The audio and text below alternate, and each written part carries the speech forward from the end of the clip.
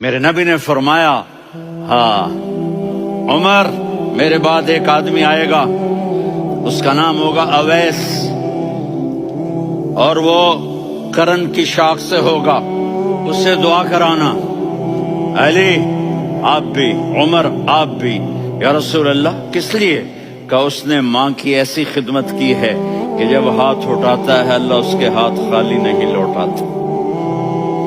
حضرت عمر رضی اللہ تعالی عنہ نے حج کے موسم پر سارے حاجی کھڑے کر لیے، کہا بھائی یمن والے کھڑے رہو، باقی بیٹھ جاؤ۔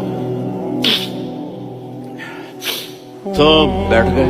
پھر فرمایا کہ یمن والے بیٹھ جاؤ، قرن والے کھڑے رہ جاؤ۔ تو ایک آدمی کھڑا رہا، کہا تم قرنی ہو؟ کہا جی ہاں۔